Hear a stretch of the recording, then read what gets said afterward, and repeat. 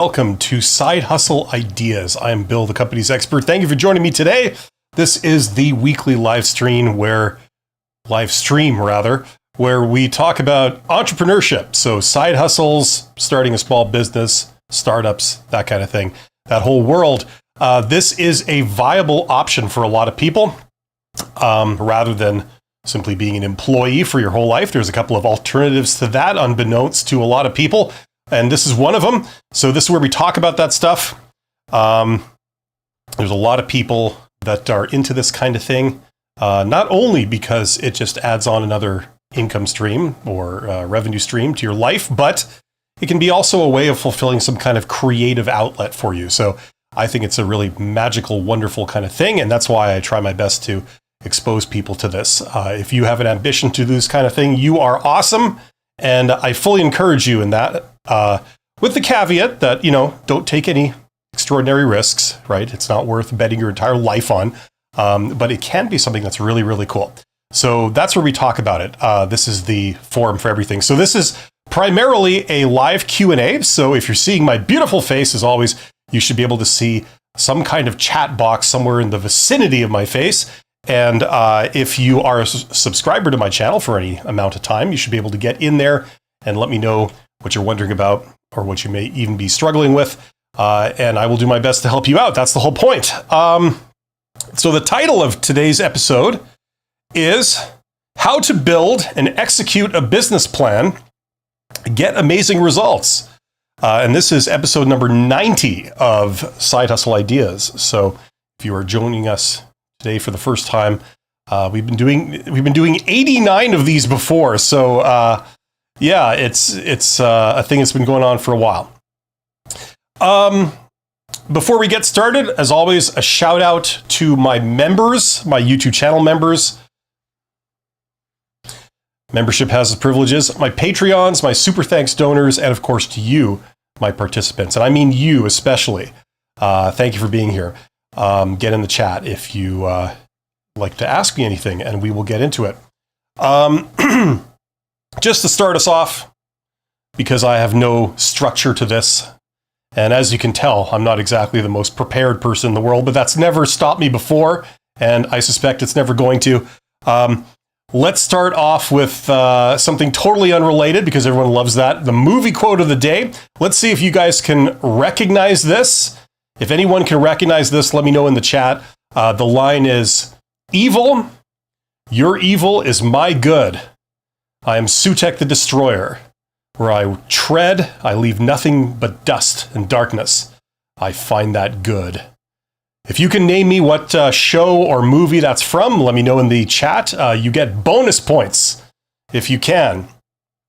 And as always, if you this live stream is called Side Hustle Ideas. So as just sort of an open-ended thing, if you have any ideas for a side hustle, of which there are many, put them into the live chat and we can discuss them. Or if someone is looking for an idea, they can be exposed to your suggestions. So it'll be good.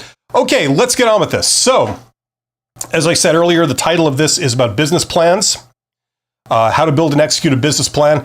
For those of you that are just joining us, you may not know what a business plan is. So normally when I talk about this kind of topic, I'm talking about it a little bit more advanced kind of stuff. Today, I'm going to sort of dial it right back. We're going to talk about, just the basics first and then get into it.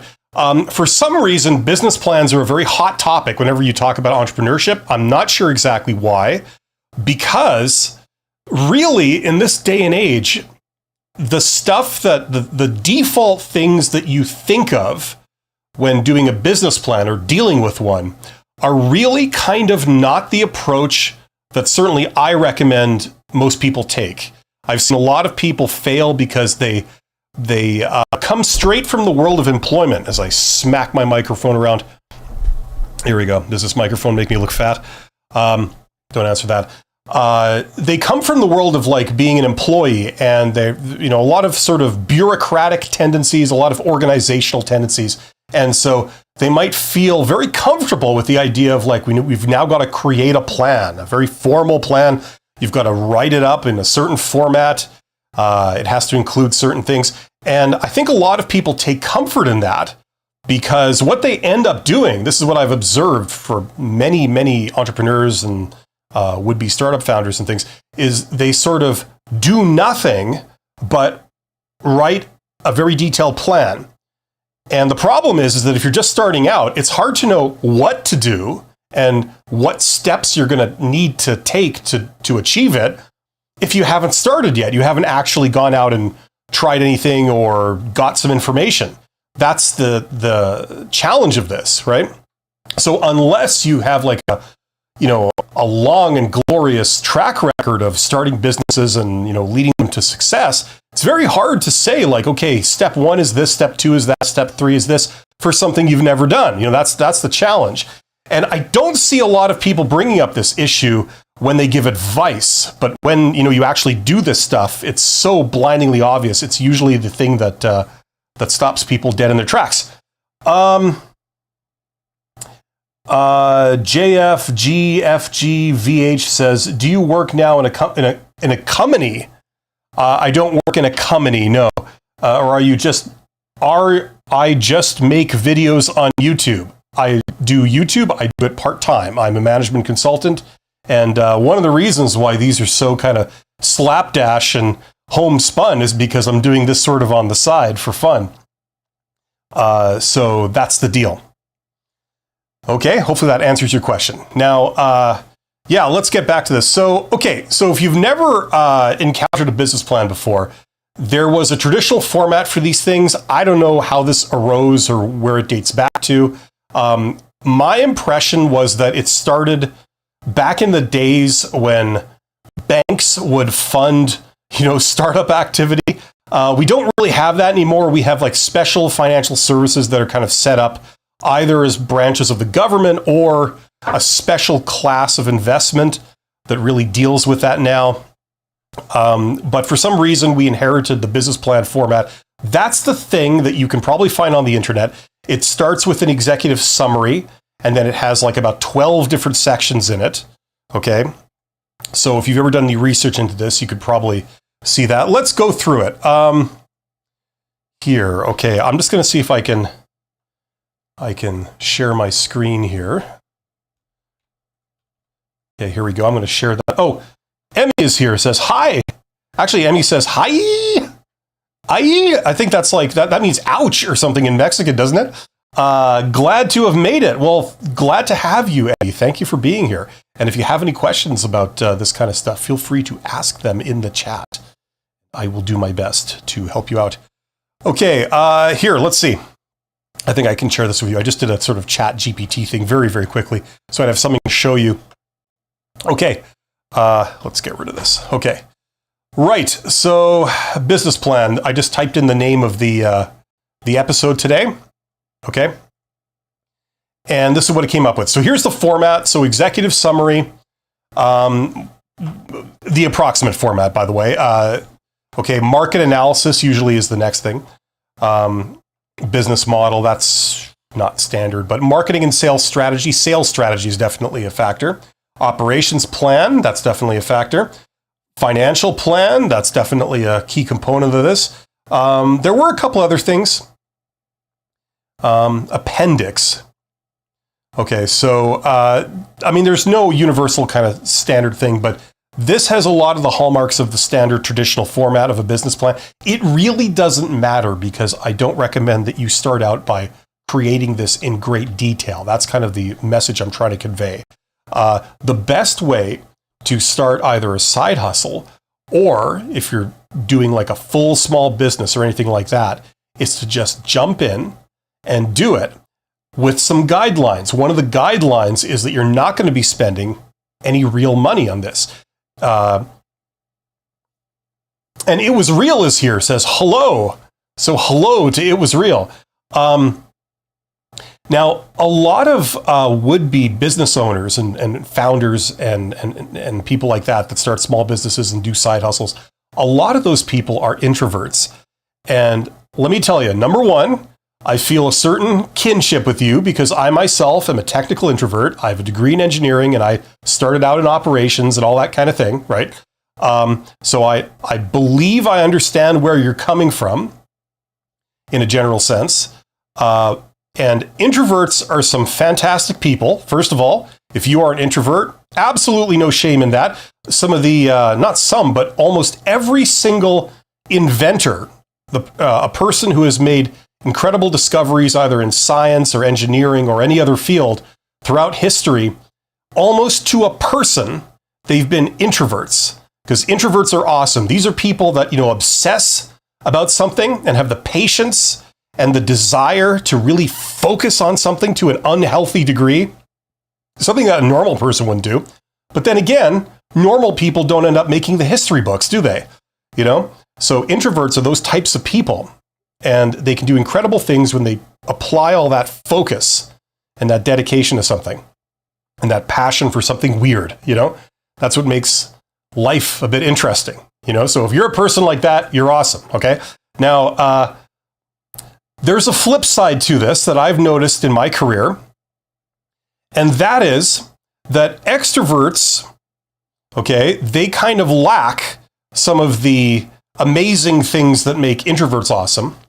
However, they do make up for it in other areas. And one other area that is critical for extroverts that they contribute is that they understand a basic truth of the world, and that is that human connection makes things happen, okay? Now, we're here talking about business, okay? Business is essentially something that makes money. That's what it is, right? Entrepreneurship is, at the end of the day, something that makes money. If you want to do something that's an investigation or an activity that's really cool to do, but it's not really money focused, that's a research project. That's not entrepreneurship. Okay, so if you want to learn how to do something or prove it to yourself that you can do it, that's awesome, but that's not entrepreneurship. That's not business. That's a research project, okay? If you want to be in business, you want to be in entrepreneurship, you do it with basically the goal that you're going to be making money. That's the whole point of it, right?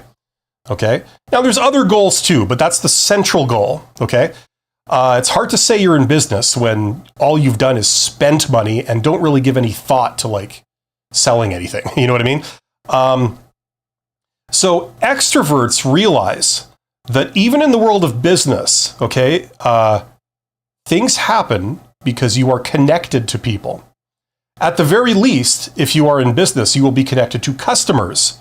If you are not connected to any customers, it's kind of hard to make money, right? So the more customers you have, the more successful you will be, all things being equal. And that's based on connections with people, right?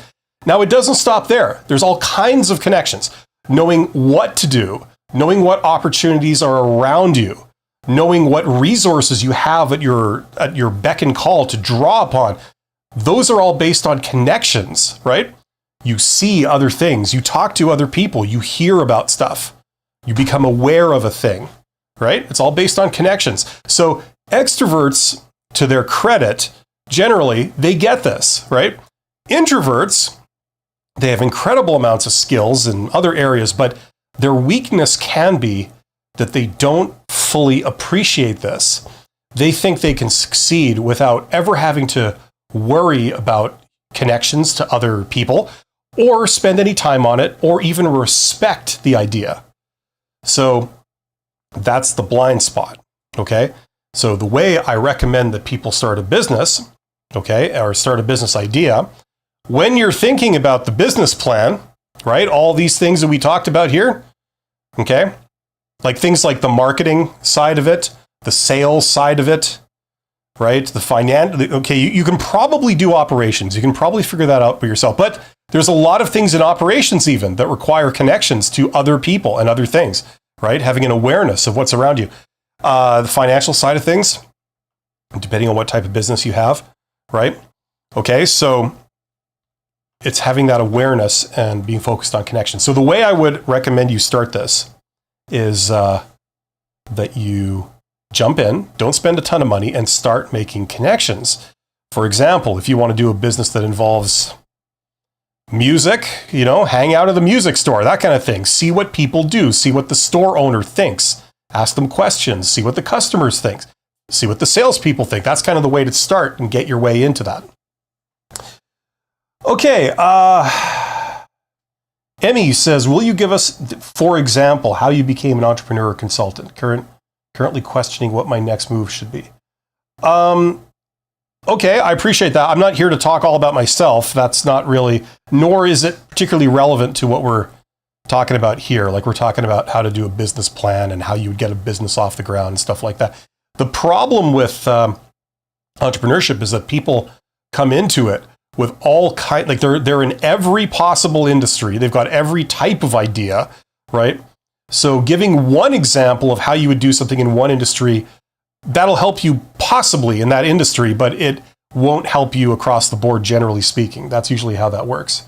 Okay. I've been a consultant to many startups, and in my day job, I consult with a lot of smaller business that is trying to do various things and stuff like that. So I'm kind of very plugged into that world, but it's for very specific purposes, right? And it's not necessarily trying to get a company off the ground or a side hustle off the ground.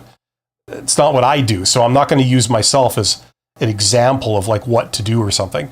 But if you are wanting to do something, if you have some interest in investigating an idea or a couple of ideas, if you suggest those, we can get into it. I can maybe react to it and we can talk about it. Okay, that's what I'd like to do with people. I think that's the most helpful thing.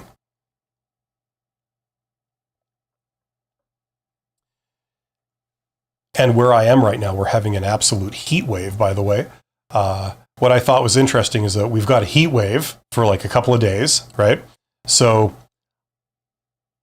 like we use degrees Celsius. A lot of people, like my biggest audience is in the US. You guys use some other temperature scale down there, unlike the rest of the world. So I'm not sure what the temperature equivalent is for you guys, but it's like 35 degrees Celsius here, which is very, very hot. And then on Friday, it's going down to the low overnight. It's going to be 1 degree Celsius. So like just a smidge above freezing. So it's a nice wide range we got going. Yeah, so get in the chat. Let me know if you guys have specific ideas. We could talk about them, certainly. There are 23 people here. You guys are awesome. I just want to mention, while I remember, if you want to learn business properly, check out that course. Best bang for the buck anywhere around. We can talk more about that later. Link in the description. Okay, so maybe let's go back to this while we're waiting for connections. Yes, Celsius in Canada. You're absolutely right. Yeah. What they used to call centigrade, right? I still remember when they used to call it centigrade. That's what they called it when I was a kid. Okay, actually, we're getting some questions here. So let's just see here. Mohammed says, when you've got a job offer, okay, you're talking about job offers. We're not talking about job offers here. Sabrina says, hello, good morning from Arizona. I want to start a body sculpting business. Okay. I'm not even sure what that is, but it sounds interesting. I worked in that for 8 months, more facial care than body. I need money really bad, feeling low. It's hot in Arizona. Yeah, it is hot in Arizona. I was there a couple of years ago. Okay, I don't know much about body sculpting, but that doesn't matter. If you need money quickly, usually starting a business is kind of not the best thing you can do. You can still do it and get it off the ground, but on average, it takes a while. It takes like a few months, on average. There's always exceptions, but that's kind of the general rule. It takes a little bit of time. It's not like a sort of get rich instantly kind of thing. It's more like a slow, steady kind of thing that you build up over a couple of years, and then it sort of just keeps growing and growing and growing, and then you can take it to the next level. The first step is to replace your day job, the income you're making, and then, some people don't get that far. They kind of do something on the side that supplements their day job, and they're happy with that. Other people, they kind of get it to the point where they replace their day job, and then they decide to take the plunge and do it full time. Okay? And then other people, you do that, and then you can keep growing it, and then you can grow it and make more money than what you could have in a conventional career as an employee. Okay, so there's all kinds out there. But for body sculpting or anything, like what it's really going to depend on is your familiarity with that business, right? It's very hard to break into a business from the outside. Now, you say you've already been working in it, which is great. So you've been on the inside. You've probably seen the inner workings of like a store or something, or a business that does that, right? And it's going to be building off of that. That is probably going to be your best way to do it, right? So using the knowledge that you gained being on the inside of that business, knowing what to do, knowing the marketing side, like who are the customers, how did you reach those people, how did they convince them to do business with that small business or whatever it was, okay? Knowing that's going to be very important. If you have ties to that business, you could be some kind of partner or contractor, possibly. That's another way to go, right? If that business was plugged into the larger industry, so if it's like a body sculpting industry, where there's a lot of businesses in it that offer different things, products and services and all this kind of stuff, being on the inside really helps. If they have like trade shows or they have associations where like all those businesses are kind of loosely connected through memberships in an association, that is a really cool thing to sort of investigate and use as a vehicle to get exposure to it. For example, if they have some equivalent of a trade show, you can go there and you can see the very latest in body sculpting stuff, like all the latest products, all the latest styles, all the services. New, if it's like a regulated industry or something, you can find out all the new things coming down the pike, So those are great vehicles into a business. Wesley says, handyman business an idea for roofing and roofing business. Yeah. I mean, listen, there's a difference between knowing how to do something. Like, for example, I could go up and I could fix the shingles on my roof, and maybe I have the tools to do that, right? Now, does that mean that it would just be an easy, straightforward thing for me to start a roofing company? No, those are two kind of separate things, right? So certainly it's a start, knowing what to do and being able to offer something of value, right? That's a start. But, usually the way businesses work is you have two giant pillars that make the business work. One is operations, the other one is marketing, right? Operations is like knowing what to do. So you can offer a service that people want, or you can offer a product that people want, right? Something of value. So being able to create that product or create that service, that's one pillar down, right? The other pillar that you absolutely need for success is to be able to then turn that skill into money, right? So you need to be able to drum up business, get customers. So you need to know who would be a customer for you or a client, okay? You then need to know how to reach those people, okay? Like what channel to go over to reach them. And then you would need to know what message to convey that would convince them to do business with you, right? Now, if you've been on the inside, if you've been on the inside of a roofing company, you might have an idea of those three things because you've seen what that company does. They market themselves, maybe they make flyers and they list themselves in a directory, and they've joined a construction association, and they have relationships with a few builders or general contractors or something like that. So like you can see, okay, those are the channels over which they're getting business, right? That's their marketing. They're getting themselves out there through those channels, right? Now, even if you figured, okay, I should be able to replicate that, right? Let's take the simplest one, being able to make up, what did I say, pamphlets or something or flyers that go out to the public. Maybe you put them in people's mail slot or something, I don't know. So you can physically do that. You can say something similar. You can have a similar marketing message for your roofing company that other successful roofing company has, right? You kind of have the same pitch or whatever. You just replicate their pitch, kind of. But is it going to work? You don't know that. Because, for example, let's say that established business, they would say, we've been in the business for 200 years, and we are partnered with, I don't know, some big recognizable company that everyone knows and appreciates. Like, I don't know who that would be locally in the construction business. Let's just say it's Walmart or Home Depot. What do you guys have in the States? You have like Lowe's and places like that. So, like, oh, well, I've heard of Lowe's. So if Lowe's recommends you guys and works with you, then I'll go with you guys, right? Something like that, right? So you think like, okay, that's fine. I'll partner with like whatever other place. And I could say, oh yeah, we partner with these people. What you don't realize is that maybe from the perspective of the customer, they recognize Lowe's, but they don't recognize this other place.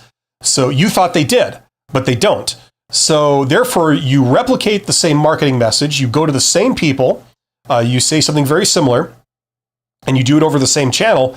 But for you, it doesn't work, right? And if you only discover this like when it's, you've already committed to this.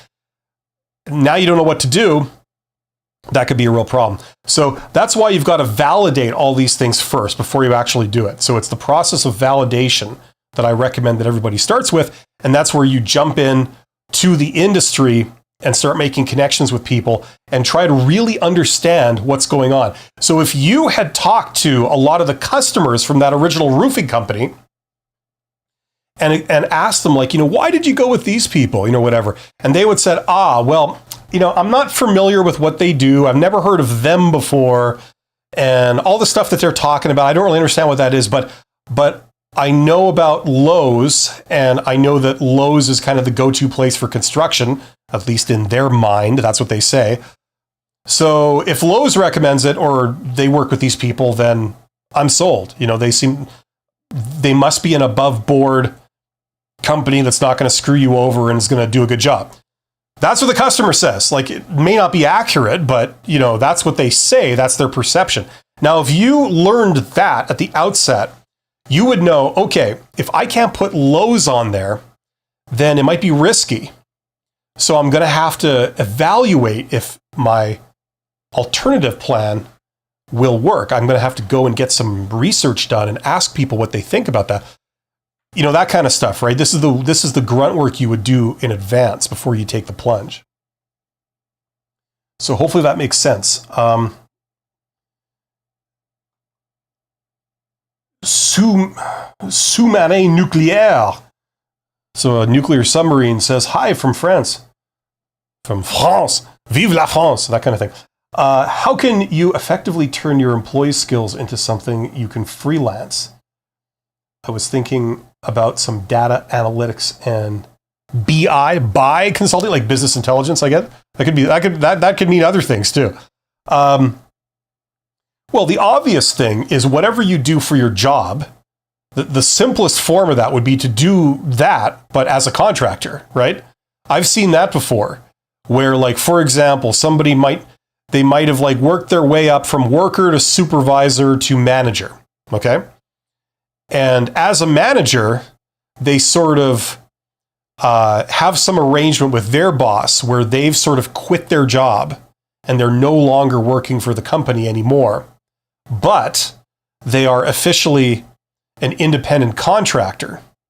So they're still in their job. They're still doing their job that they used to do with the company, but technically they're not working for the company. They are an independent contractor, and that changes the game a little bit. They don't get a pension or benefits or that kind of stuff, but they can't be fired. They only take work on for like a certain period, but it allows them to do work with other people also, maybe build up relationships with other companies so they can go and manage their operations there too, or something like that. I've seen that before, so they're really like doing their job they were doing as an employee, like down to the T, except that they're technically in business for themselves, right? They do it entirely on their own terms. They can renegotiate the contract, to their liking when they want, at the end of each job and all this kind of stuff. It has a lot more flexibility. You know what I mean? Now, if they have a bit of a good reputation in that business and they know a lot of other companies, they can do things like this. That would be the simplest possible thing, where you do what you're already doing for your existing company, just as a contractor. An extension of that would be to do what you do, but not with your company anymore. You go freelance. You sort of offer your services to anyone that needs that done.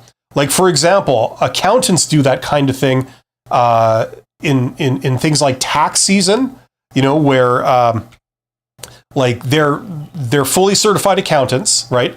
But every year for like a few weeks there, right around tax time, accounting firms get overwhelmed by people wanting someone to do their taxes for them, right?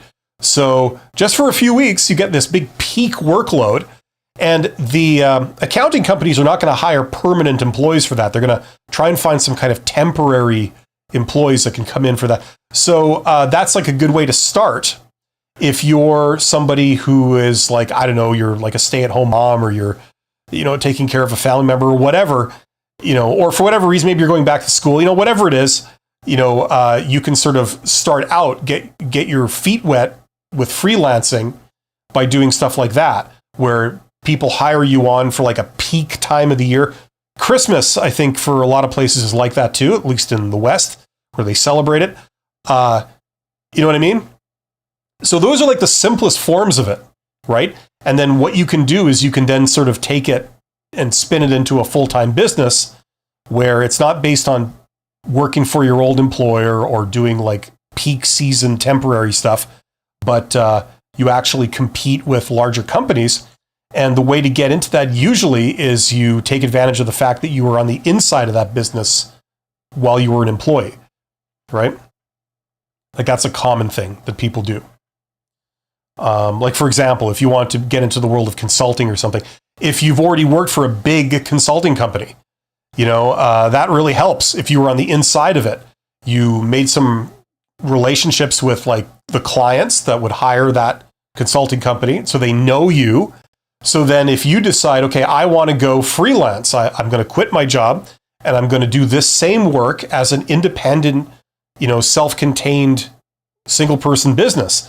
So you call up the clients you already worked with when you were an employee of a consulting firm, and you talk to the people that you used to deal with there, and they all know you. So they know you're good. They know that you know your stuff, and maybe you can get some business by working for them directly, right? Sometimes you can even do that before you decide to leave, which is less risky. Right? Does that make sense? I mean, there's all kinds of ways of doing this, but being on the inside of something really helps. You can go from the outside to the inside, but that requires different skills. That's where you have to sort of insert yourself into that world. That's where the, taking on some extrovert traits kind of help, right? And introverts can be awesome at this if you're interested in doing it.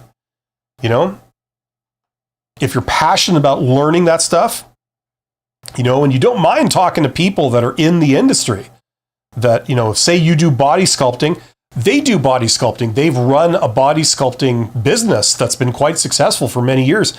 Maybe you'd enjoy going and talking to them. You might learn a lot, asking them a whole ton of questions about how they do things and why and what their opinions are, might be really interesting for you. So doing that is not necessarily like this horrible thing like pulling teeth. If you like to learn and you like to hang out with people that know that stuff and you want to absorb everything, it can be a really cool thing. Emmy says, any interesting books on business plans?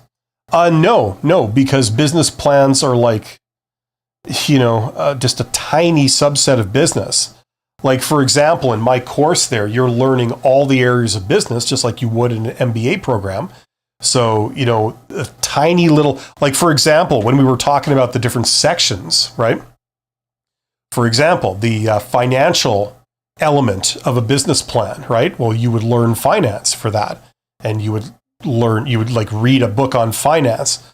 Operations, depending on what business you're in, you would learn either general operation principles or you would learn the specifics of that business, right? Same with marketing.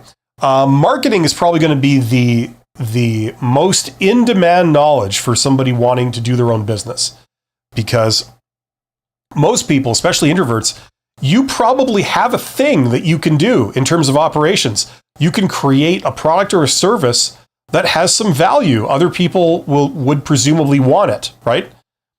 The real challenge for you is to then convince the public of this and go out and find the people that would be interested, find where they are, how to reach them, what to say to them that would make them want to do business with you, right? Make them sold on whatever it is you're offering. So that's going to be the main sort of challenge for a lot of introvert or technical type people. And if that's you, if you're going to get one book to like help you in getting this whole thing off the ground, it would probably be a book on marketing. Learning the basics of marketing. That would be probably the most valuable element there. Sous-marin Nucléaire says, thanks for your insights. You're absolutely welcome. And I love your handle. We need more people with interesting handles. I'd rather deal with someone called Sous-marin Nucléaire than someone called John, just a little more interesting, right? Yeah, so there's 25 people here. Thank you for joining me today. So we kind of covered loosely the kind of general sections of a business plan, a traditional business plan. But the problem I've seen a lot of people do this, is they want to be entrepreneurs, okay? So they figure, okay, the first thing I got to do is do a business plan. Now, the problem is at that point, they don't know what the plan should be to get the business running and revenue positive. They have no idea what steps they're going to need to take. So it's all sheer guesswork when they write this at the beginning of the process, right? And I've also seen other people that, like I was trying to say earlier, that are kind of almost like the administrator type person. This can be a flaw of being like an introvert. They would rather sit at home typing up like a document like this than be out getting the information that you would need to know what to do.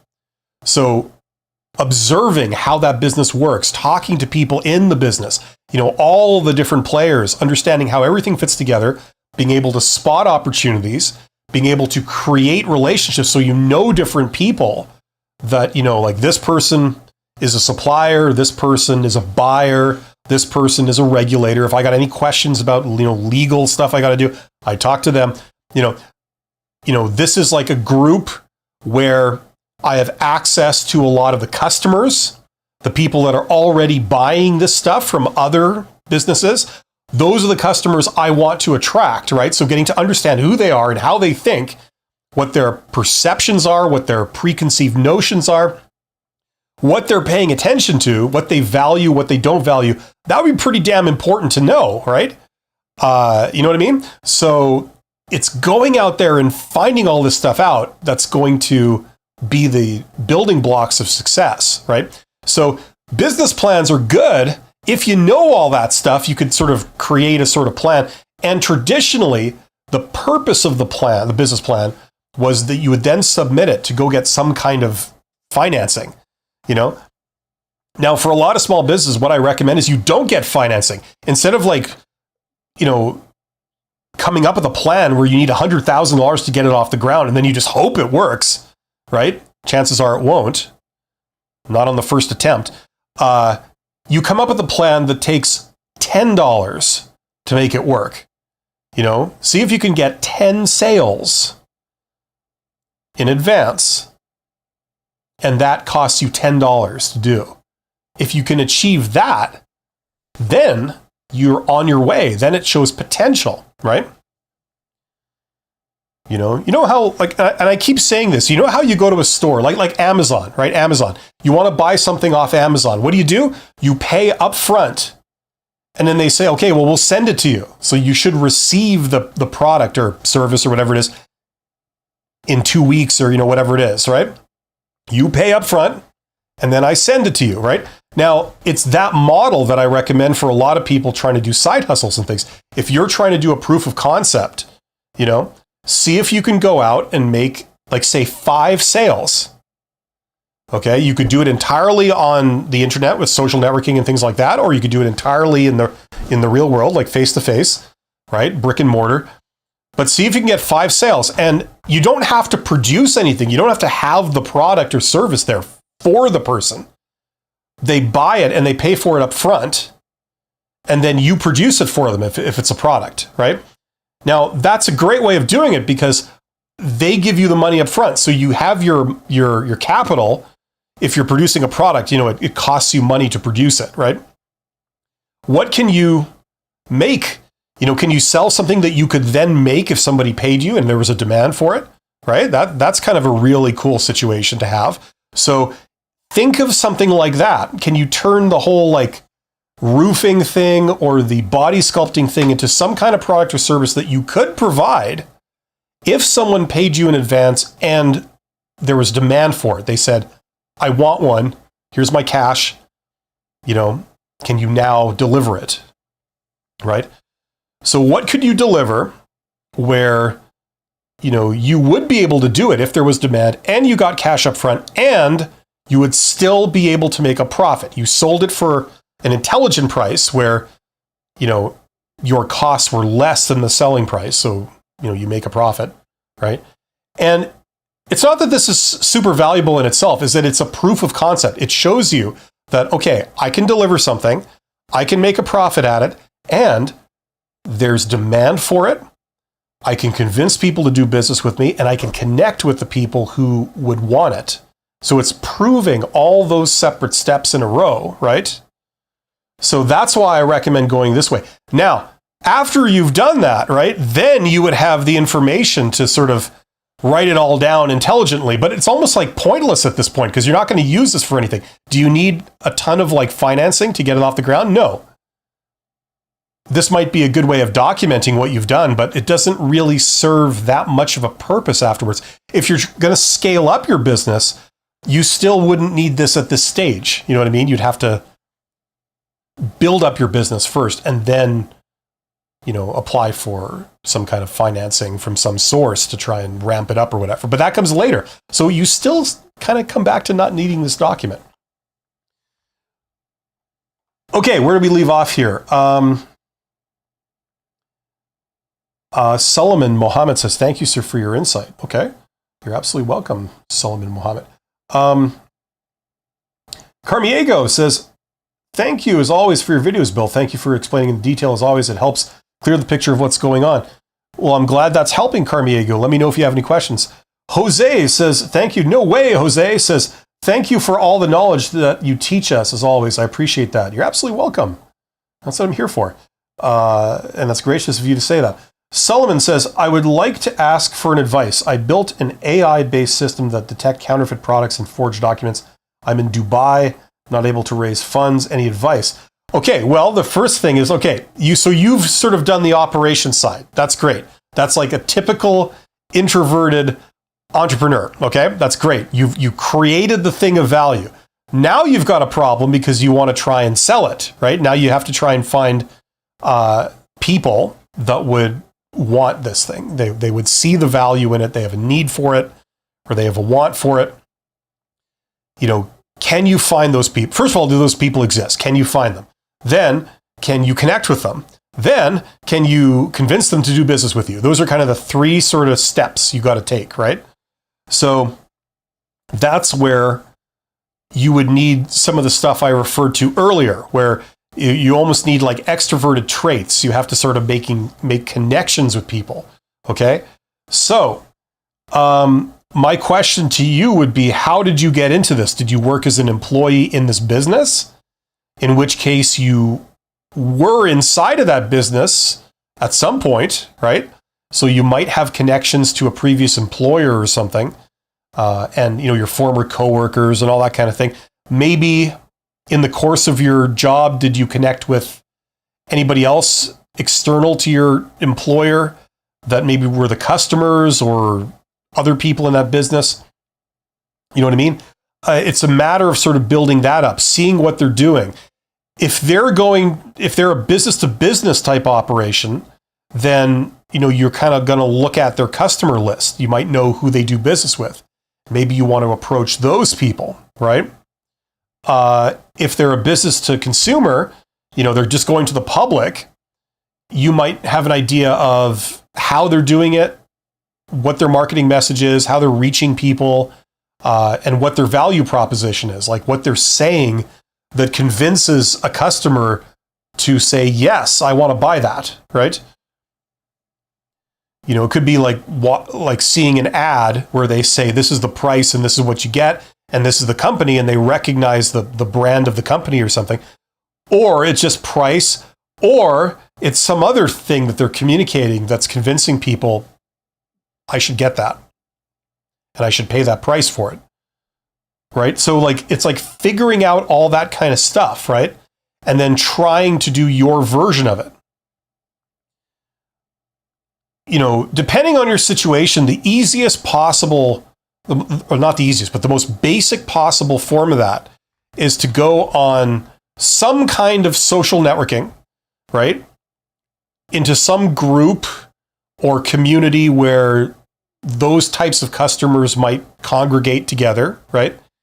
And then you put out there some kind of value proposition. You say, here I am. I'm offering this. It costs this much. This is what it does. Does anyone want any, right? Like, are there any takers? You know, here's how you buy it if you want it. You know, that kind of thing, right? And what that does is that's kind of like testing your whole marketing arm. So are you going to the right people? Is this effective at reaching them? And then whatever message you're conveying, is it effective in getting them to buy, right? To want to do business with you. Okay, so it's like, it's a validation of the way you would sell something, right? Okay. And I'm hearing some banging outside my window. I don't know if they're doing construction or something. We were talking about roofing. I think there might be some roofing going on somewhere out there. Yeah, so that's like the most basic thing, right? And introverts love that because you don't have to leave the comfort of your own home to do that, right?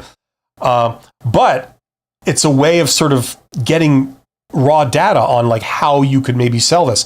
If it's not working, you know, your goal should be to figure out like, okay, of each of those three steps, where was the problem? You know, are these people are they just not in the market of buying this? Am I going to the wrong people? Or I'm going to the right people, but, you know, I'm not reaching them. They don't pay attention to social networking. They don't buy their stuff online. You know, they buy their stuff some other way. Someone was talking about the construction business. Do people hire someone to do roofing for you on the internet? Or do they call that company on the phone and talk to someone in person? Or do they go down in person to see their storefront or something, talk to a salesperson, see their products, and maybe that establishes them as like a real viable option, not some fly-by-night internet thing. You know what I mean? Like, how do people sell roofing services to consumers or to businesses? I'm sure there's different channels and there's different methods, right? You would have to sort of figure that out. Okay? Right? So that's the kind of thing you have to do, Solomon, is sort of try and figure out that marketing side of things. And if you have a template like an employer, that's a good place to start. Guido says, do you think there is a way to disclose interest in a side hustle to your employer in a positive way? Maybe as some kind of hobby or learning opportunity?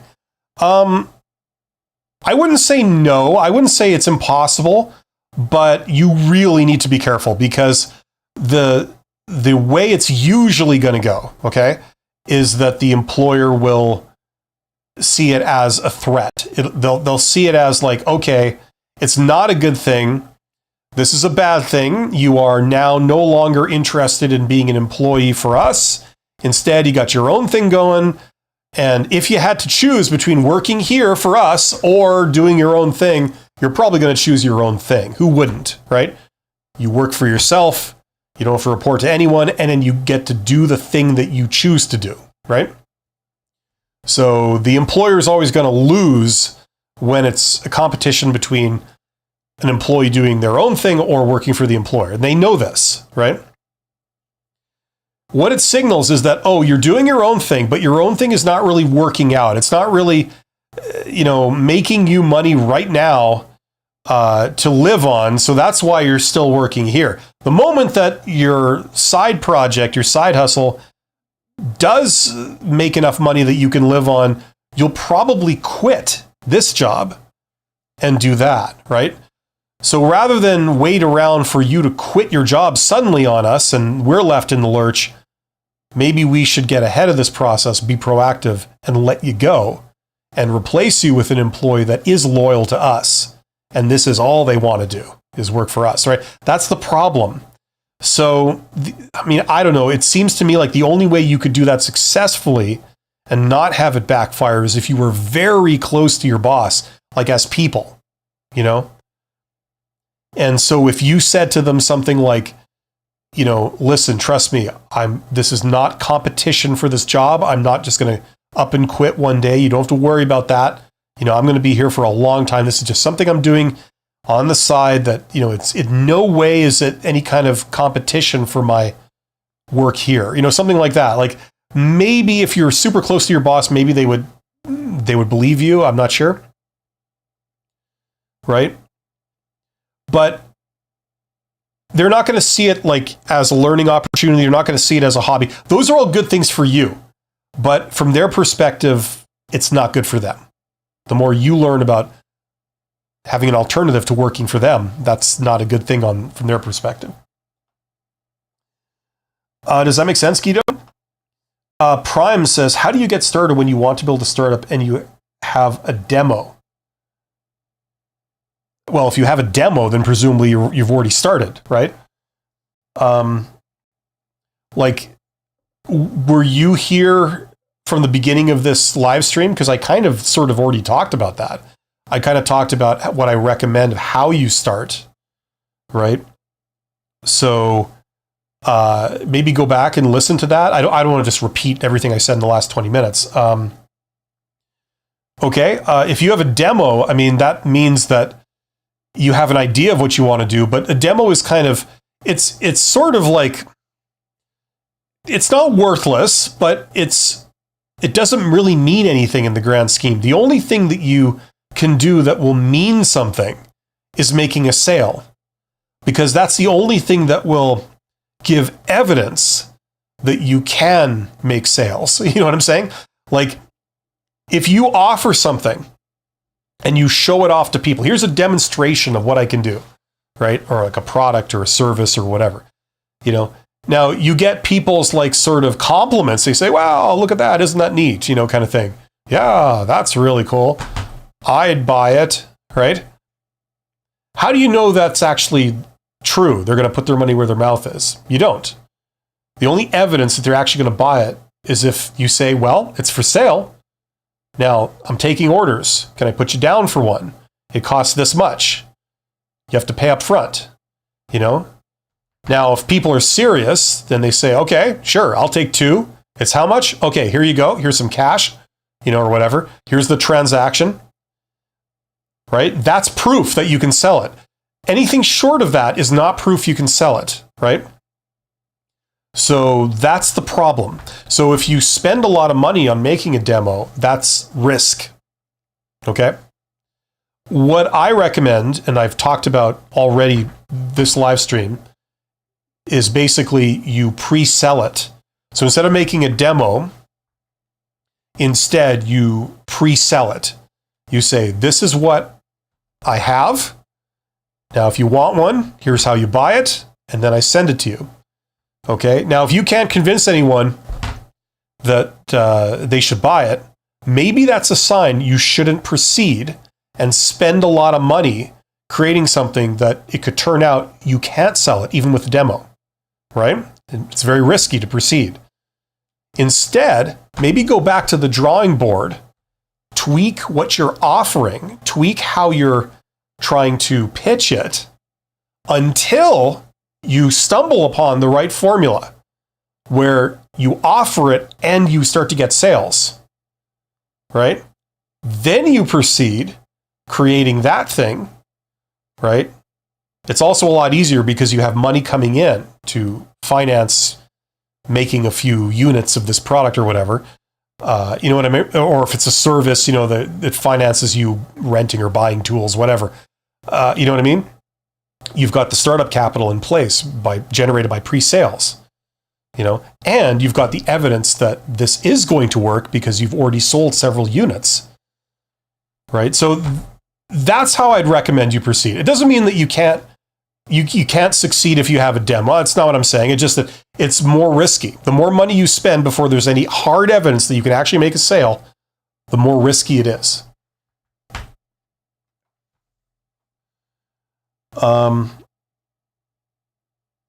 Guido says, damn, solid argument. Even though the reality is I'd prefer working my job and just have some kind of additional cash flow for security and because of general. Well, you could do that, Guido. You could do all of that. The only thing is, don't tell your employer that, oh, by the way, I've got all of this stuff going on the side that's bringing in money for me, right? Now, if it's a hobby, right? You do it for fun. But by definition, a hobby doesn't make a profit, right?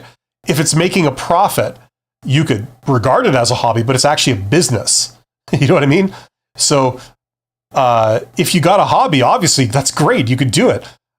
And there's no harm in telling your employer that. It's a hobby, But if you have a money-making business on the side that's making a profit, and this is something you're doing on the side, that's fine too. Just don't tell your employer because, what's the benefit of doing that? It's a risk. There's definitely a downside. You could risk your day job being, taken out from under you. But what's the benefit of that? Just ego, kind of, personal satisfaction. I'd like you to know that I don't need you.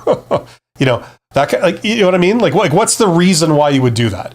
It doesn't justify the risk, in my opinion, unless you've got some specific situation going where maybe it does or something. But I don't see why anyone would really do that. It just seems unnecessary. But you can do it. You don't need my permission. You don't need your employer's permission. Just don't tell them about it. Just do this thing on the side. Hopefully it's something that they won't be able to find out about. It's not like you're competing for their business or something.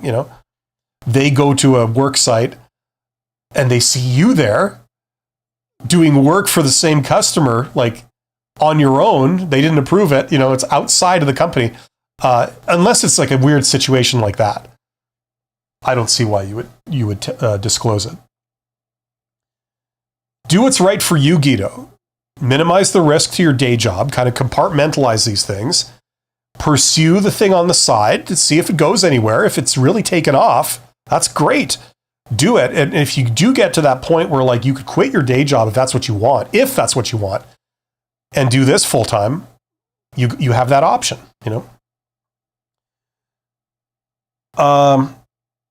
Prime says, what is the next step after selling once after the demo? I don't have much resources. Should I go to investor? Well, once again, you don't really seem to be listening to me because I just answered that. You don't just sell it once. You try and sell it 5 times. And then if that works, if you can then create 5 units of it, if it's a product, if you can create 5 units of it to then deliver those orders, then try and sell more. And you know what you're doing now? Now you're in business and you're making money. You just lather, rinse, repeat. You ramp it up, Why would you need investors at this point? You're being paid before you're even delivering it. You know what I mean? So you finance anything you're doing through the prepayment of your customers, Okay, so hopefully that makes sense.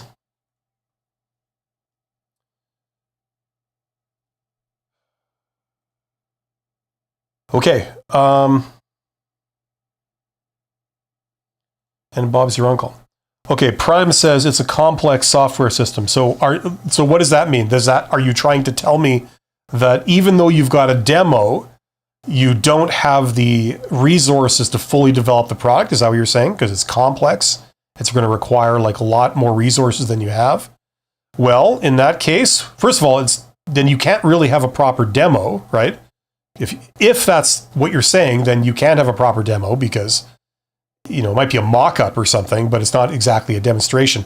Then what you would do is you would scale it down and say look, that complex software system, that's what I'm going to do, okay? But we're going to call that phase 5 or something, right? What I'm going to do now is I'm going to try and figure out, is there something that I could do, let's call it phase 1, that I could scale it down. I could do a subset of that complex software system, just some little version of it, some plugin or some like one module of functionality or something.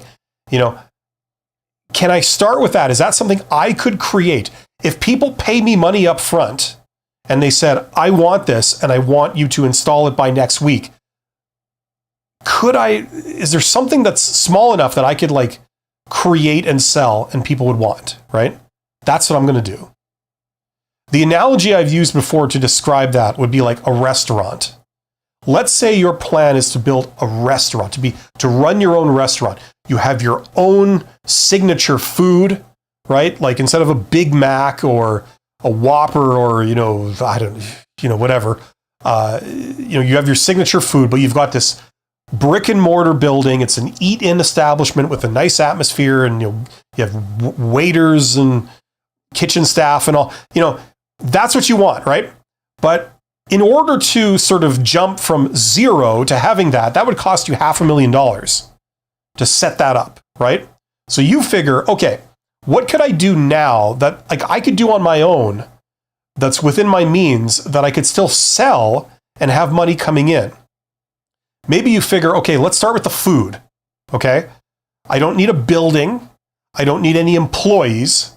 But if I could come up with a signature food, like say a burger or a special type of food, whatever, that I could sell on the internet. I could say, hey, come and get your thing.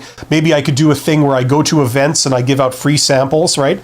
And I'm going to create something so awesome that when people try the free sample, they go, oh, that's awesome. I want that. And you say, great. Well, you can buy it and it's pickup. And here's the email address or the number to call, whatever. And, it costs this much. And if you order it, you can order it online, whatever, and then you can come pick it up from my location, right? That's something you can get off the ground by yourself without needing like $100,000. You could do that for like $2,000, a little bit of hard work. You could get that off the ground, and you try and play with the formula until you get that success with that first stage, right? Then if you have a lot of customers that are doing that, then you ramp up to stage 2. Maybe that would be like a drive-through or something like that. Or you'd get your food in grocery stores. So they buy your version of the Whopper or something, but they can buy it at the local grocery store frozen. You have arrangements with these distributors, food distributors, right? That would be the next step up. You bring in a lot more money. And then you ramp up. And then stage 5, that would be the full-blown restaurant with kitchen staff and, like serving staff, big property. You know what I mean? So you ramp it up. And as you're going upscale, you're validating each element as you go. You're learning about each element and making sure that it's successful, right? And you don't need investment. It's all self-funded, okay? And that makes it a lot less risky because you don't spend money before you earn it. You earn the money first through sales, then it justifies scaling up, right? When you consider that operational ventures, entrepreneurial ventures, there's something like 95% failures. You fail something like 90% of the time. You need a strategy like this to avoid big problems, right?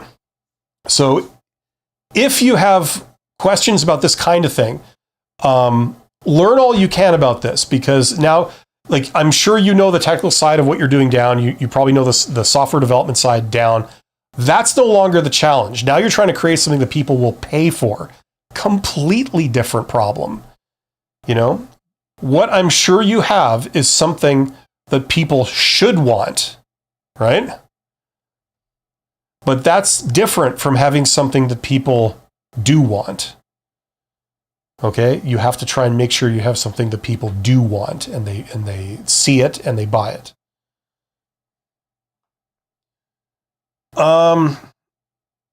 Okay, where did I leave off here? Prime says, or selling more than once. What's the next step? I don't have resources to go.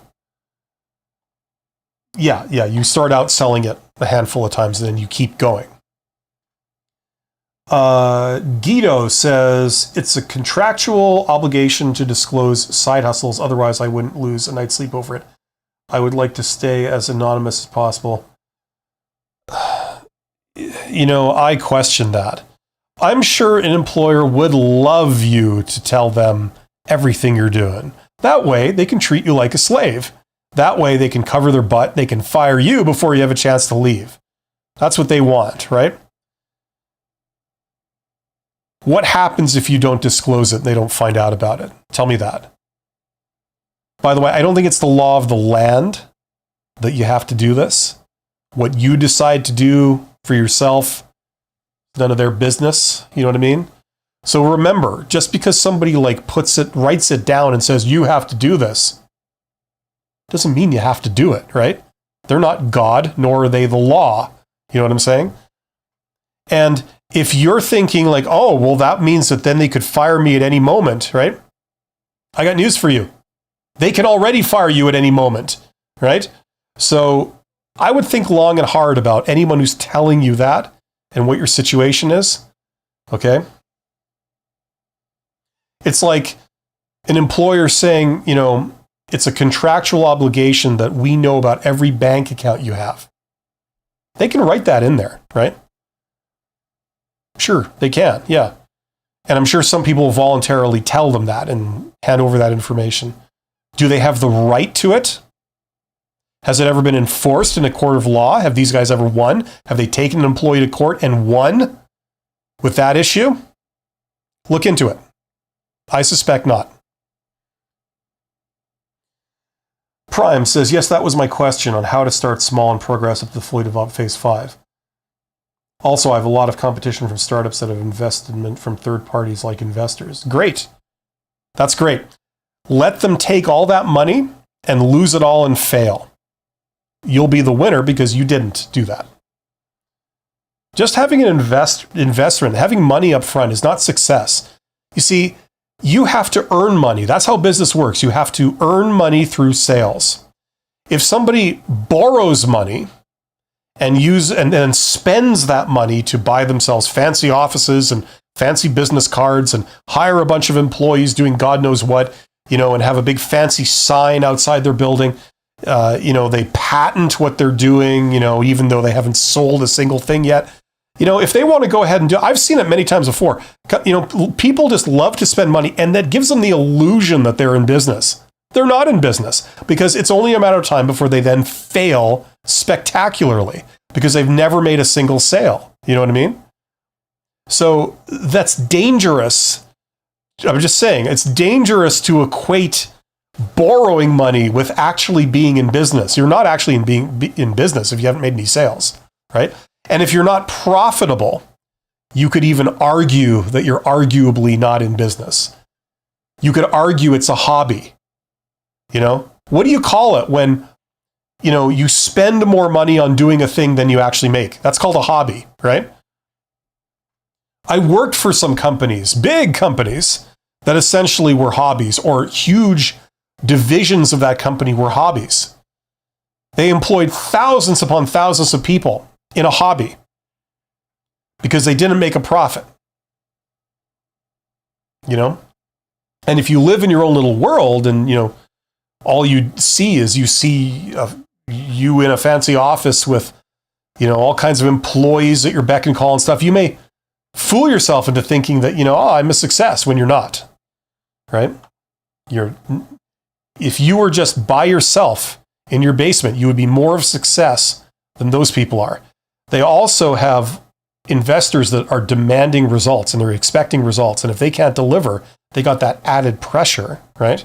So don't be jealous of that stuff and be fooled by it because it really isn't anywhere necessarily closer to success than what you're doing. You and them still have the same problem, right? The problem with them is that they've got a lot more resources than you to try and figure it out, but they've got a hell of a lot more things tying their hands and putting pressure on them. You might have years and years to solve this problem. They have only 6 months before they run out of funds and they're into bankruptcy. let's see. Where were we here? Prime says, I also have a lot of competition. By the way, if you want to learn business with me, check out that course. Best bang for the buck around. You'll learn everything that you would learn in an MBA, Masters of Business Administration, for a tiny fraction of the price, like literally 2% of the price. Okay, the catch is that it's all self-study. So you get a reading list, you get all the same textbooks that you would get, that you'd be reading in university doing this. And I give you videos, I guide you through it. You know, you can order them off Amazon, you can learn this stuff. This knowledge is in the public domain. You know, this is what I find so annoying about a lot of universities and other educational institutions. They're charging an arm and a leg for this stuff as if it's like some highly specialized thing. It isn't. You know, I mean, it's been in the public domain for a very long time, what you learn. I mean, I have an MBA for what that's worth. And, you know what I mean? A lot of the stuff, like I'd say 80% of what you learn has been around for more than 200 years. You know, it's the same stuff. Business has always been the same to a large degree. You know, and then all the little stuff that's changed, the very modern stuff, that only applies to like a tiny subset of industries, you know, that are new. So check out that course, Best Bang for the Buck Around. I've got a link to that and a link to an FAQ video where I answer questions about the course, so you know how it works, you know what you get, and you know what to expect, so it's as transparent as possible. So check that out. If you want to learn business, that's the way to do it. Okay, so Prime says, yes, that was my question on how to start small and progress to fully develop phase 5. Yeah, you try and get to phase 5, that's your thing. But if your plan is to do like phase 5, the full-blown thing, that's not something that one person can do, obviously, right? So you'd have to start with something you can do, and let's just focus on making that a success, right? And then if you can do that, then you progress upwards, right? Prime says, also, I have a lot of competition. Yeah, okay, we talked about that. So my question is also, how would I possibly compete with them? Listen, obviously it slightly varies depending on what industry you're in, but I wouldn't worry about that. It's like, what I would worry about is, how do I create something? Like, what can I offer that's of value, you know, that people would want to pay for? You know what I mean? It's like, let's say you wanted to open a mom and pop shop. You just want to open some kind of store where you sell like very specialized products for a very specialized group of customers, like a market segment, right? You can certainly do that, right? On the small scale, not a problem. You could get that off the ground. You could be profitable. It could work. People do that every day. But if you started out thinking like, oh, well, I'm going to be going head to head with Walmart. How am I going to put Walmart out of business? You know, it's like, well, you would never start, right? You know what I mean? There's standard business strategies where, you know, you have an answer for that. Like, the obvious one is like a focus strategy. You know, if you're doing a mom and pop shop, a small store, whether it's online or, you know, brick and mortar, that sells a very specialized product or collection of products to very specialized customers, right? Like you sell only guns, or you sell only bicycles, or you sell only fishing equipment, or, you know, whatever it is, but you're highly specialized, right? Now you could buy fishing equipment and bicycles and stuff at Walmart, but if someone is like a real professional, like cyclist, you know, and they're really into like bicycles, you know, they want the highest end carbon fiber bikes, and they're really, you know, they're not going to go to Walmart. They're going to go to a specialized store. That would be you, right? So the way you are technically in competition with Walmart, but you win, is because you're not trying to do exactly the same thing Walmart does. Walmart is kind of a general kind of thing, trying to satisfy every kind of customer at once. You're just focusing on this one teeny tiny market segment, this just one type of specialized customer. You know, Walmart is not really paying attention to that group. It leaves an opportunity there, right? So you focus on them, whereas Walmart is kind of ignoring them. And that's how you clean up. So you could be in retail, you sell bicycles, Walmart sells bicycles, right? But you're not technically competing with Walmart. You're carving out your little sort of territory and you're making a success of it. And you're not worrying about Walmart because Walmart's not trying to do the same thing as you, So that's called the focus strategy. So there's a few of these where like there's standard sort of business strategies that answer that question you asked. Like, how do I enter this and not worry about the big players and stuff like that, right? Like, for example, of a very standard way of doing that. Excuse me. Lots of talking.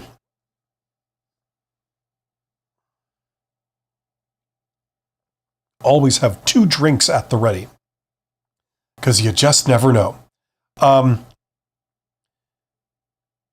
common way of doing the focus strategy would be not focusing on a particular niche, or as Americans say, niche, but you're focusing on a particular geographic region, right? So, Walmart would deal with they would deal with like people anywhere in the world or anywhere in North America or something, right? So someone could order it from them. But if you were doing something that Walmart does, but you're focusing just on local people, right? Like a physical mom and pop store, right? It's mainly, you're not going to get business from like people 400 miles away. You're only going to get the local people that are in that geographic region. It might only be like a couple of square miles or something like that, right? So, like the food industry works like that, right? You have like a fast food place or something. It's only really competing with people that are like right in that immediate geographic region, a matter of a few blocks around it, and that's it, right? So, even though there's other fast food places in the city, you're not really competing with them because they're all, they're 20 miles away and you're right there. You know what I'm saying? So there's different ways of doing it where you could sort of pick what you do and you should be able to go head to head against Walmart or Microsoft or, Amazon or whoever your competitors are. And you'll still win out because you're not trying to do the same thing. A lot of people in the business to business software market do that. They produce like inventory software or ERP software or whatever. But they're only focused on like, very specific industry, in a certain country, with like, it integrates with the laws in that region or something, you know what I mean? So that's not something that Microsoft is doing, right? Microsoft is doing like big box software for everybody, and it's not customized to that degree. But a lot of small businesses will want to buy your software because your software is tailored specifically to them, right? So there's all kinds of ways of doing it. So learn business, learn some of these principles, and it will give you food for thought of like, how you can do what you're doing, and pick the right thing and go about it the right way that it'll actually work and it will survive.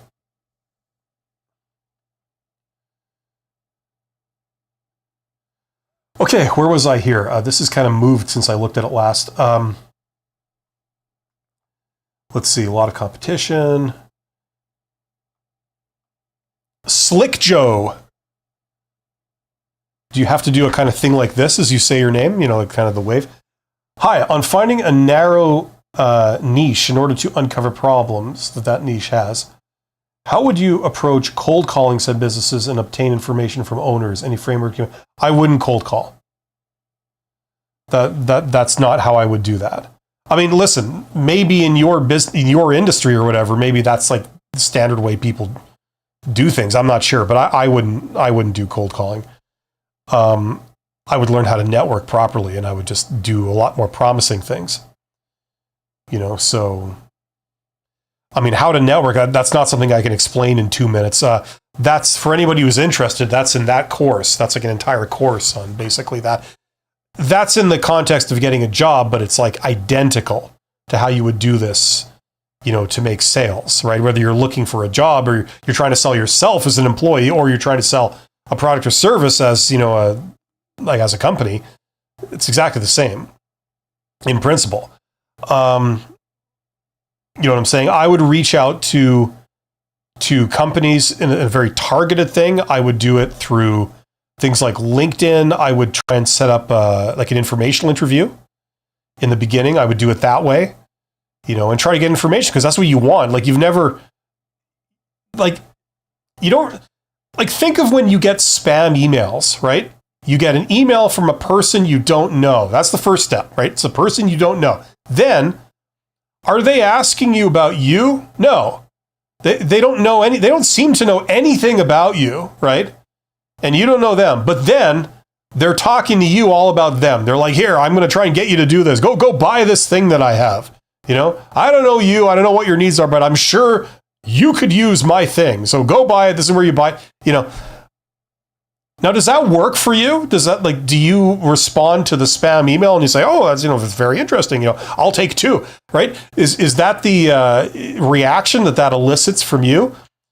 Probably not, right? You see, the way those things work, as far as I'm aware, is like, you know, they send out 10,000 and they might get 2 bites. You know what I'm saying? And they're usually people that are just unaware. They've got money, but they're just, you know, senile or something. I don't know.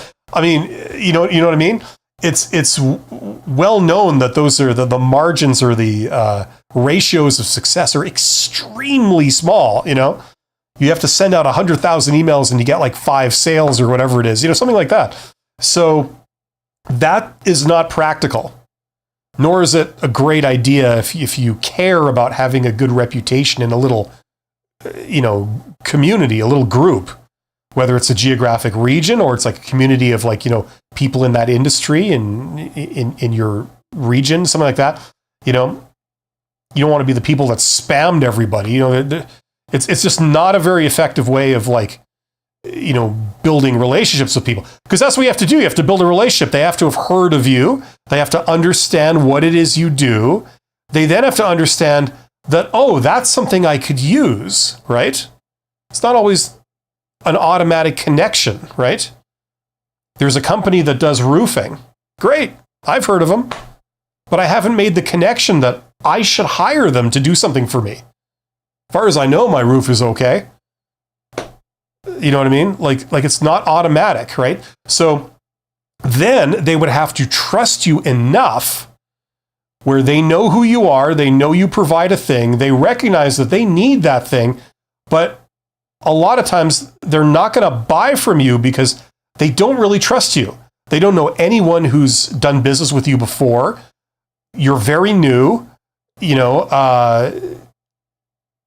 the problem with getting a stranger to do your roof is that, like, they screw up your roof. They cause you untold problems and all kinds of extra expenses. If this person that I get doesn't do a good job, there's a huge downside for me. So I really want to make sure this person, I do my due diligence on them. They've been around forever. I speak to a lot of people that have done business with them. They all recommend them. You know, good experiences across the board. I've seen samples of their work, and they're legitimate. I've heard of them through other sources, other channels, independently. You know, maybe that's the criteria for a lot of customers, you know, buying from that new supplier, right? That new roofing company, right? So this is the thing, right? You have to have considered all that before, right? So that's why, like, the spam thing doesn't work. You know, instead you have to build up a relationship. You have to, you know, say, here I am, I'm legitimate, I'm transparent, here's what I'm trying to do. You have a conversation with people. They have to feel like they can talk to you. They can ask you questions. They like you, you know, and you gradually build things up, right? You have to invest in that kind of stuff. You invest your time and you invest, you know, basically your time, but just resources into doing it. Now, this is where the introverts fall down. A lot of introverts, they don't respect that. They don't value it. They think like, oh, that's all optional. I don't need to do that. You know, that's all this slimy sales crap that, like, extroverts do. They don't respect it. They ignore it. And then they rush ahead and fail. You know, that stuff is very important. And sometimes you need, you know, experience is the best teacher. You need to sort of see the value of this stuff by having it demonstrated to you. in an unmistakable, unignorable way. You know what I mean?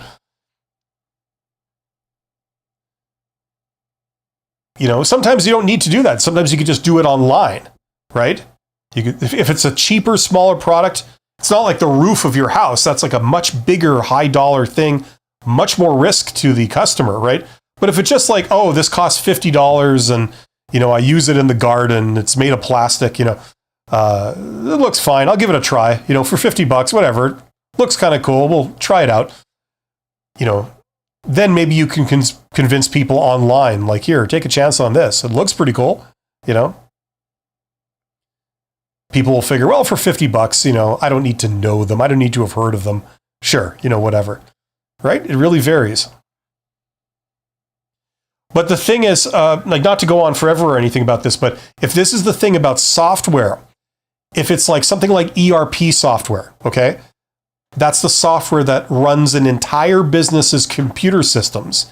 So if you're trying to sell that to small businesses in your area or something, right? Now, that's almost like selling them a re-roof, right? Because if they say yes to you and you come in and you put your software on their computers, their computer system, right? And it takes all their personal confidential information about their business, right? There's a lot of risk there for a business owner. Number one, all their personal confidential information, all their data could get leaked to the public. It could get, you know, that could be stolen for all I know. You could delete it all, which would be very damaging to the business. Like, imagine their whole customer list. Poof, it's gone, right? If you're in charge of all their computer systems, like their main system, their backups, everything, right? If you then put your software on their systems and it just doesn't work at all, it screws up their entire business operations. They can't make any sales because your software also includes like the, you know, the sales modules and things to do transactions with their bank accounts and stuff. You know, like, you screw up everything. You know, there's a lot of risk there for business owners to agree to work with you. Now, if they don't know you, you've not been in the business long, you know, you could be a genius. You could have created something amazing, but you may have problems trying to sell it simply on the basis that, you know, the customers that would buy this, they don't want to take the risk on someone new that's untried. You know, a lot of those sales are based on trust. You know, when the customer has like a lot to lose, it's something very important. You know, so that's why you need to investigate the marketing side of like how this, whatever business you're in, like how it works, because it may not be as obvious as it looks. You know, you might think, oh, I just send in I print up some pamphlets and then I email it to my customers. There you go. I email it to these people and then they buy it, right? That's what it looks like. What's really going on behind the scenes is that, you see, they've worked with you for 25 years and they might have had some incidents in the past.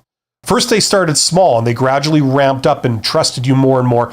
And maybe there's been some kerfuffles along the way. And they saw that, like, okay, in those cases, you did a whole bunch of extra work to the point where on that job, that transaction, you actually lost money because, like, you deleted, you know, all their data or something.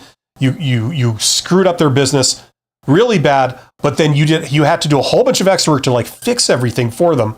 You lost money on that particular transaction, but the reason you did it was because they saw that, like, okay, you're not leaving them in the lurch. You're trustworthy. You will go above and beyond and do whatever it takes to make sure that they don't regret their decision to work with you, right?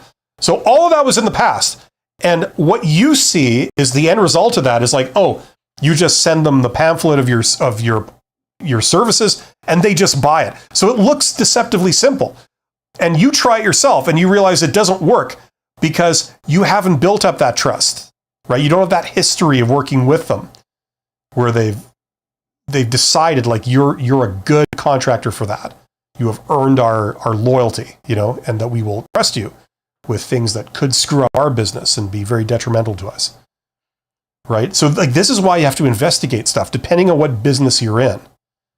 It's a lot easier to sell small, cheap things than it is big, expensive things, right? When you're just starting out. That's another reason why you would do the phase 1, phase 2, phase 3, phase 4, phase 5. Phase 1, if you screw it up, it's not that big of a deal for them. It doesn't mess up their entire operation. So they can maybe afford to work with some newer people that are more untried. You know what I'm saying? That would be the way to get your foot in the door. And then if you prove that you do a great job and you're easy to deal with and all the rest of it, then you can sort of maybe sell them something in phase 2, something a little bit bigger, and then you gradually work your way up where you're selling entire ERP systems and customers will buy from you because they've worked with you before, or you've been recommended to them by like some huge company like Walmart. Walmart works with this person. It's like, okay, you verify that? Yeah. Okay. I think we can trust them. They do work for Walmart. They have been doing work for Walmart for 10 years. Don't be fooled by the fact they're small.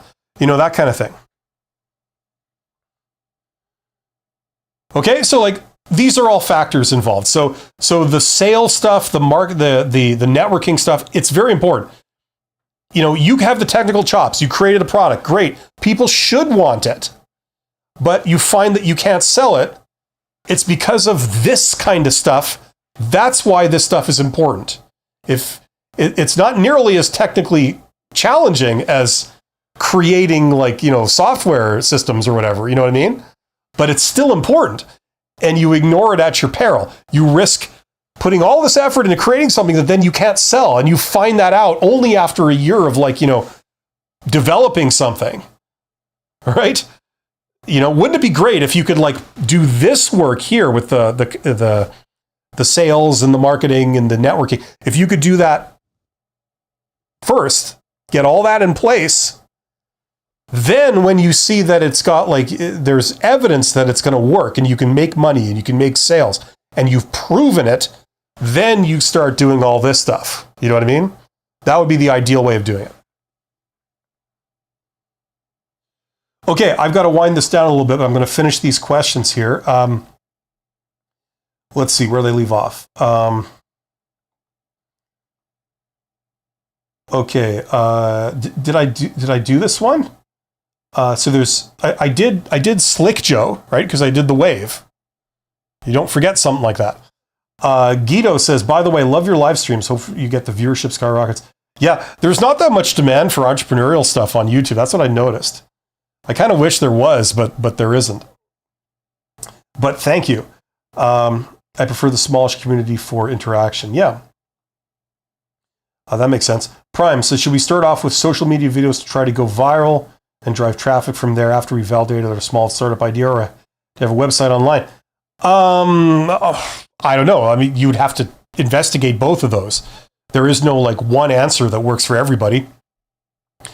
A lot of companies have their websites. I don't think that's the way to go.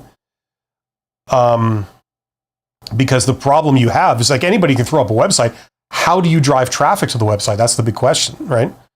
So it's not like the website's going to be generating the traffic. I don't think.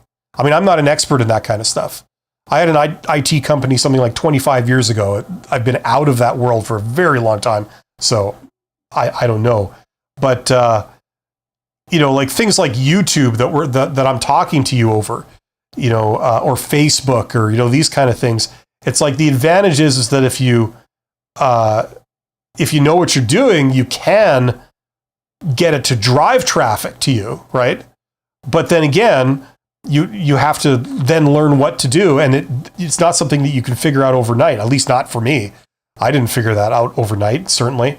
And my impression is that most people don't, You have to invest time and effort, into building that up. So it could be maybe a long-term plan to get on a popular platform like Facebook or YouTube or whatever, create the viral videos or whatever, and that's what you use. They call that content marketing, if I understand what you're proposing. It's where you sort of get your reputation from producing free content that sort of gets out there, and then what it does is it drives potential customers to your actual business, right?